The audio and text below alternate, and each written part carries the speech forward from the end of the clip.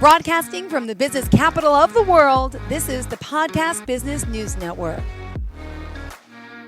And we are back with our friend here, Marcelo Brazzi. Excited to have him again. How Liberals Change the World. Go to the website, theliberalrecord.com. You can find out more about his book and, of course, all about his life and, all the years of research and what he does today. So welcome back to the show today. Also a former engineer. Look at you.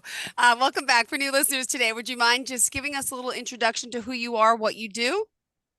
Yeah, I have to be honest with you though. You are an outstanding host. You really are. You're great.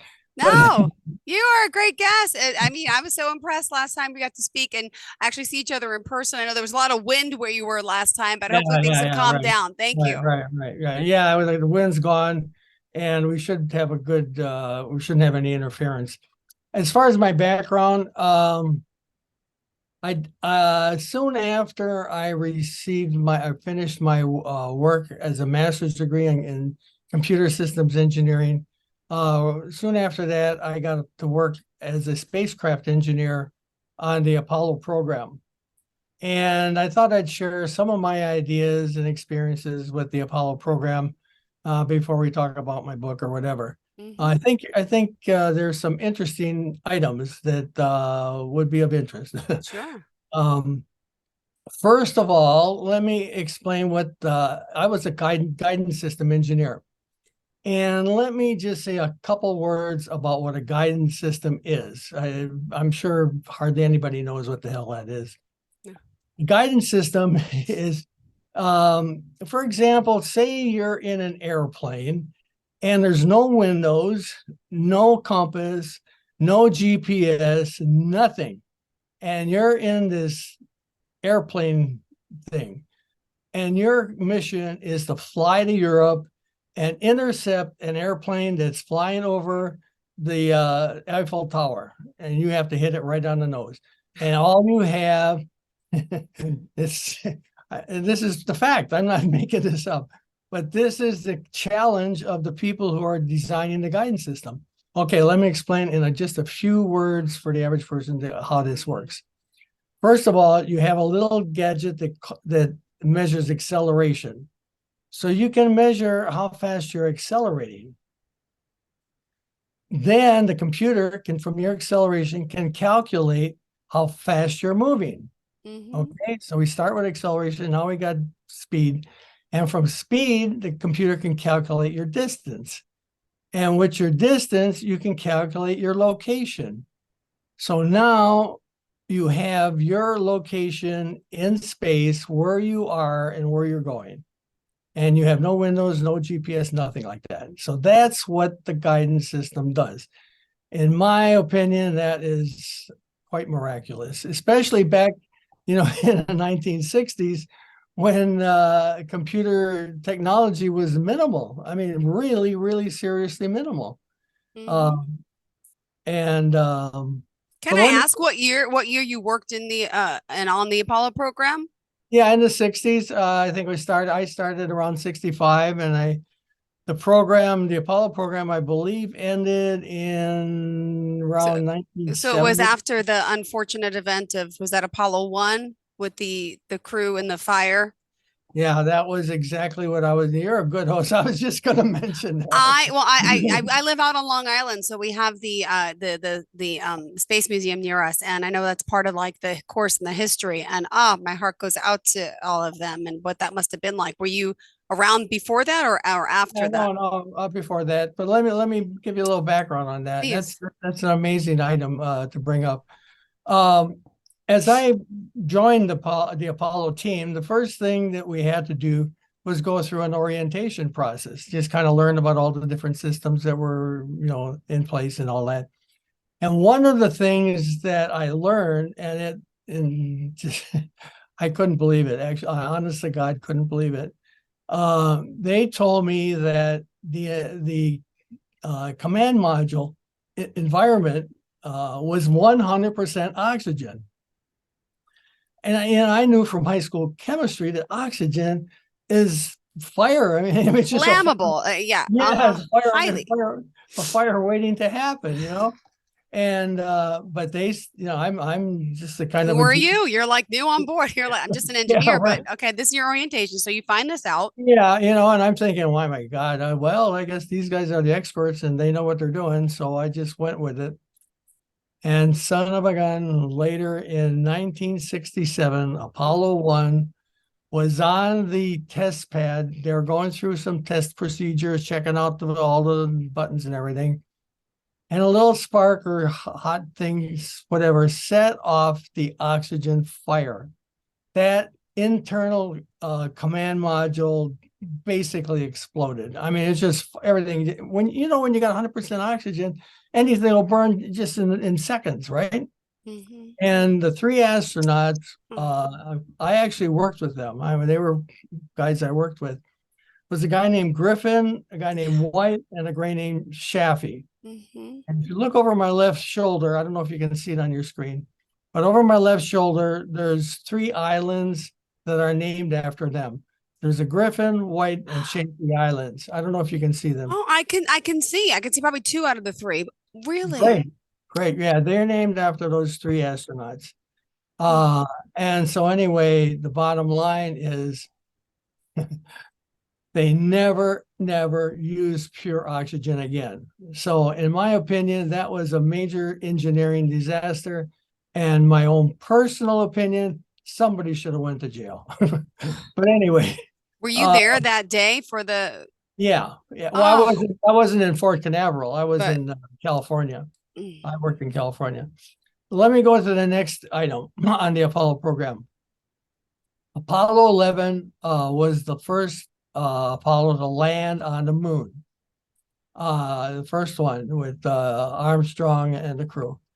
Um, they had made it all the transition to orbit and transition to the moon orbit. Everything went fine until they started to land on the moon. About half, first of all, the LEM separates from the rest of the space control module, but the LEM by itself separates and it starts descending down to the moon lunar surface. And they're about halfway down, and the darn computer crashes. And they couldn't figure out what it was. This is a 1202 error. No one had ever heard of a 1202 error. They don't have any idea what the heck it is. They're trying to call Houston and saying, Houston, we have a 1202 error. What is that? And Houston say, oh, we don't know. What's that? I don't know. And so they restarted the computer. The computer actually restarted itself. And every a minute or so, it would crash again. It kept crashing because of this 1202 error. mm-hmm. And eventually, Houston told Armstrong, take control of the LEM and manually land it. So he did, and he was successful. They had trained them to do that. The problem had been that one of the astronauts had set off the secondary communication system, and the secondary communication system was doing so many activities that it overloaded the computer. So the computer was just basically overloaded and kept resetting. Okay. So that was a very near disaster. Fortunately, we survived that. And there was, it worked out okay. But again, this is, one of the engineering problems we encountered. Another one, is Apollo 13. You are all familiar with the movie made by Tom Hanks, Tom Hanks. Yeah. Apollo 13. And that was an amazing adventure. They were like almost right, they had almost reached the moon when the oxygen tanks um, they got opened or split apart or something. Anyway, they lost their oxygen supply from the tanks. They they notified Houston. They said, Houston, the famous quote, Houston, we have a problem. Yeah. So I mean, so subtle. Like it's not a problem; it's an emergency. So anyway, the ground support advised them to don't land on the moon, but use the lunar gravity to slingshot you around the moon and back to Earth, which is exactly what they did. So they used the lunar gravity swing all the way around and head on back to Earth. And as you'll see in the movie, there was a lot of problems. They had a lot of doing a lot of patch up this, that, and whatever. And anyway, the bottom line is they finally landed on Earth safely. But I'm just pointing out some of the adventures and problems with our space program. Mm-hmm.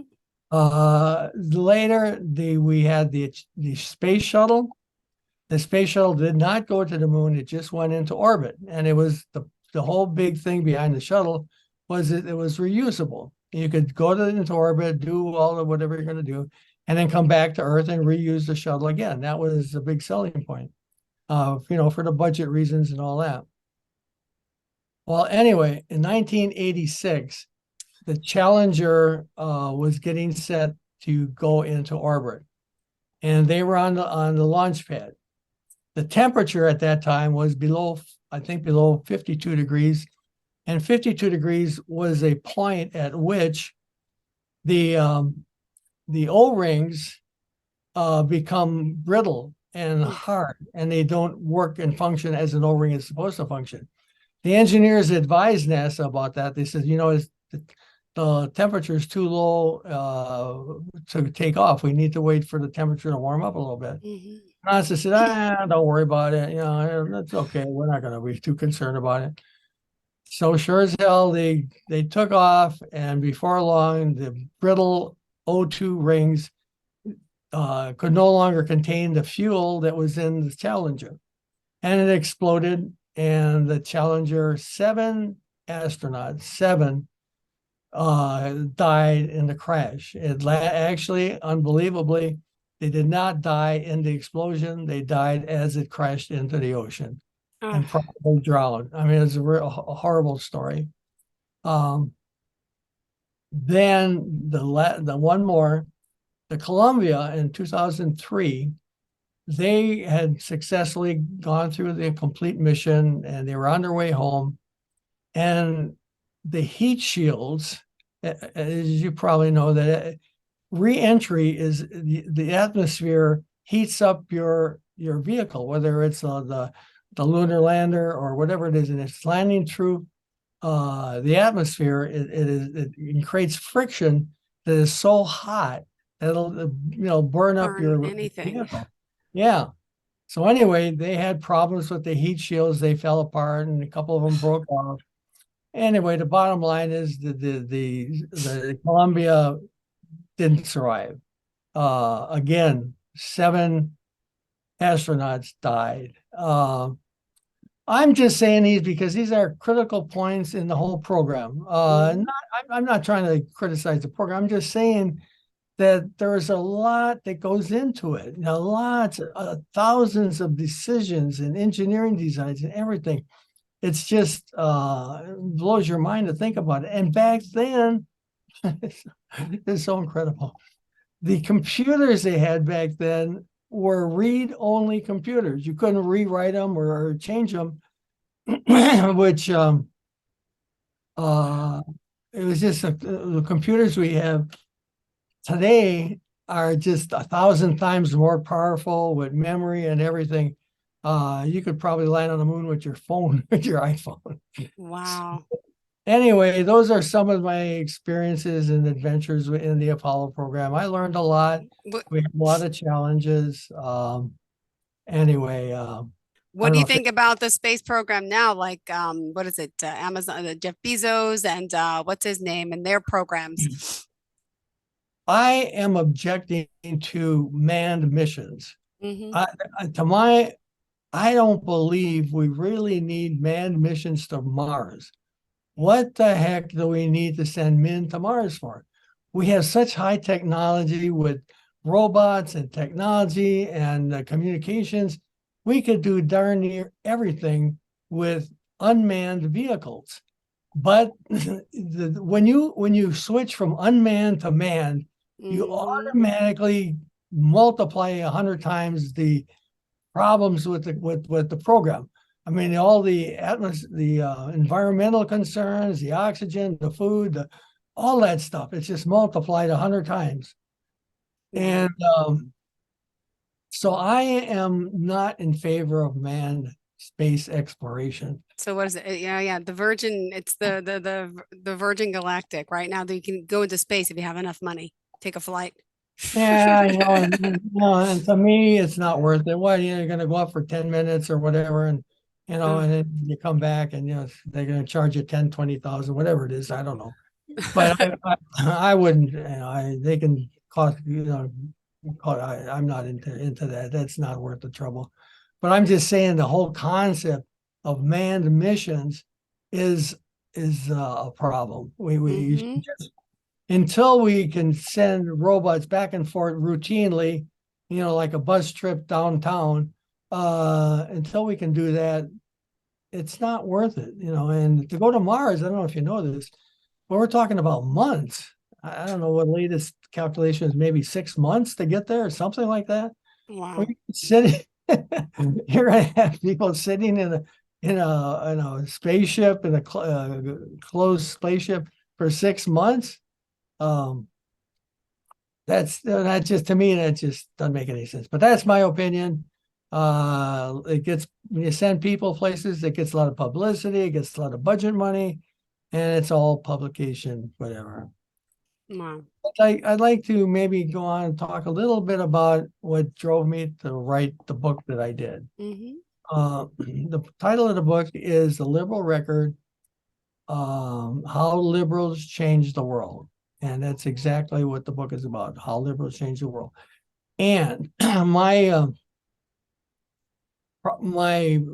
one of my motivations was that the Democrats were very lax in informing the people of what has been going on.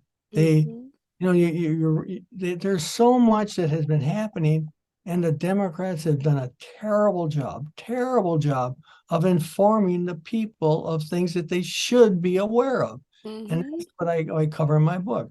Let me give you about a few examples. The economy. The economy has always done better under Democrats. Well, why don't they advertise it? Why don't they promote that? And I'm talking, this is not an opinion. I mean, economists all agree. The GPS, jobs, profits, income, everything is better under the Democrats. But the Democrats don't ever say anything about it. Why not? What's the problem? Another one is the more recent, the big lie. They There are still more than half of the Republicans believe that the election 2020 was stolen. Mm-hmm. Well, I raised the issue of the polls. There were 160 polls. Almost every one of them had predicted exactly the outcome of the election, with the exact percentage that Biden won by. Now, tell me, how the heck could it have been fraud and stolen election if all these polls were able to predict Thanks. exactly the outcome? Mm-hmm. It makes no sense at all. My point is that is what the Democrats should be making the public aware of, but Mm-hmm. they don't. They just, I don't know. I don't understand. I don't understand why they just ignore these things. It's like, Yeah. well, people know about that. Or, I don't know. I mean, it's just a total disaster as far as I'm concerned, by the Democrats. Another one, and stop me if I got too many going on here, but I got a few. We got 8 minutes. Go ahead. Sorry, we don't have that Okay, much time. okay. I'll just cover maybe one more, and that is in 2008, there was a tremendous economic crash in the economy. It was they called it the Great Recession, I believe. Mm-hmm. 2009, Obama was elected. He and the Democrats presented several bills, dozens of bills of recovery, different programs, different policies, everything to try to recover the economy. Guess what? The Republicans voted against everything that was promoted. Everything. And Mm-hmm. why did they filibuster and object to all this? And this is unbelievable. The reason they objected to all those recovery programs, they did not want Obama to get credit for the recovery.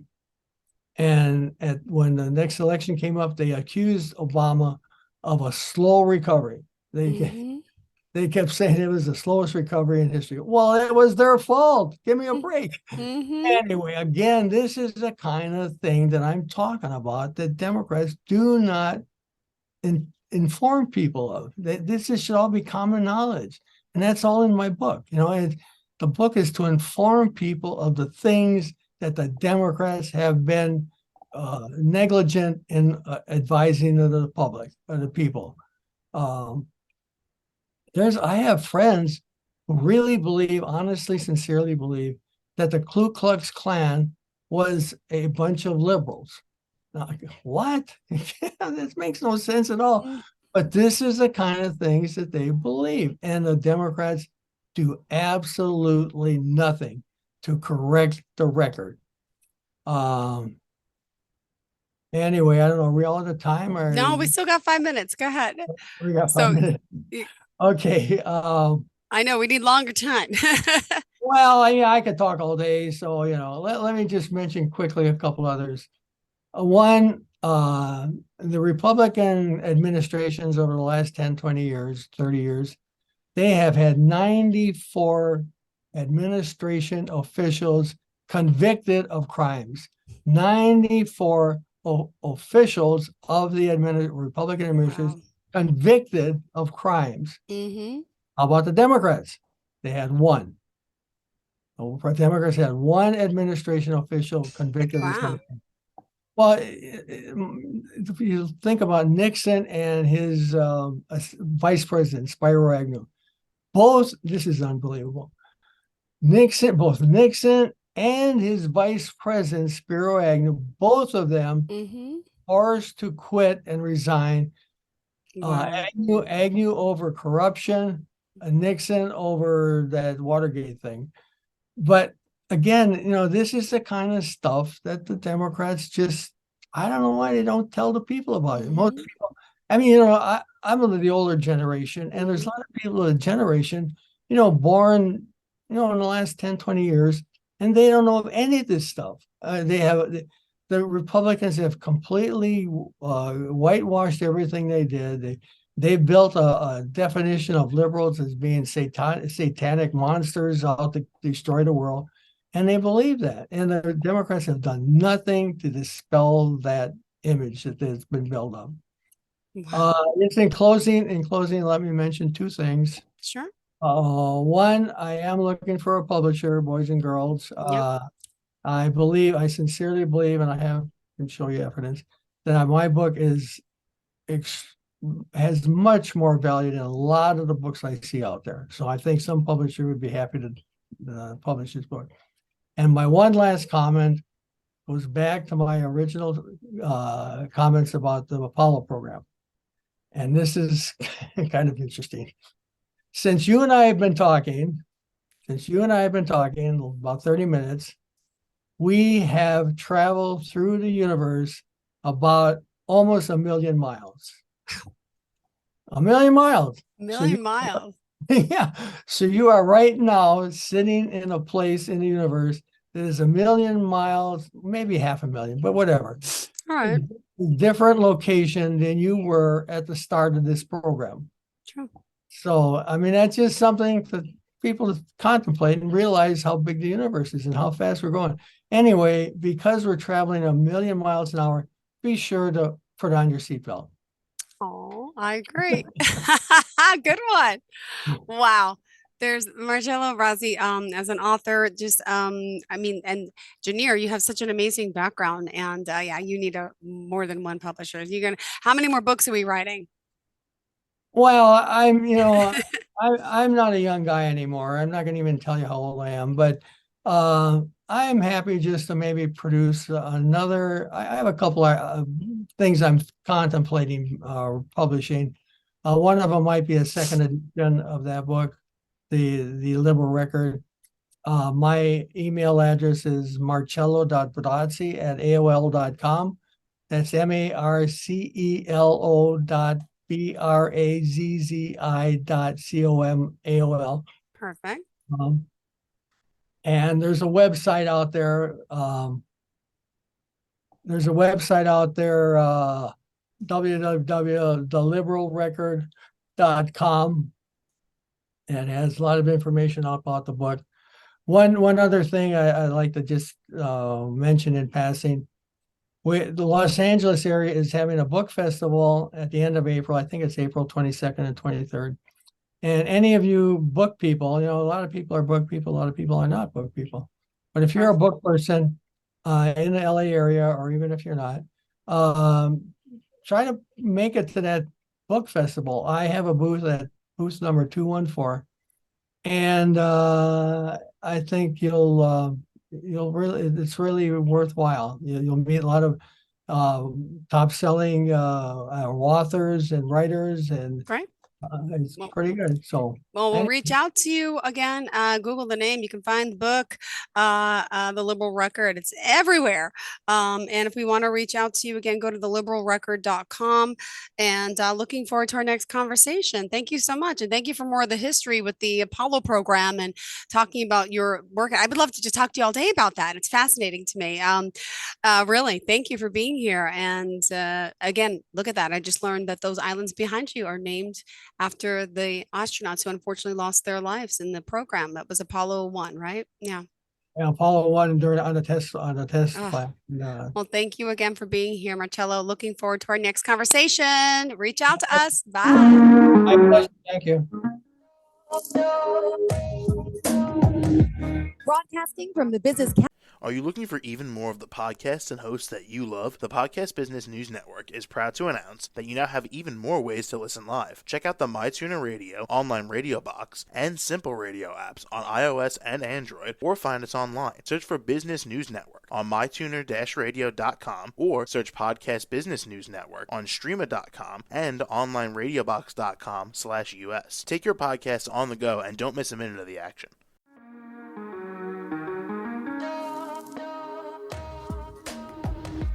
Broadcasting from the business capital of the world, this is the Podcast Business News Network.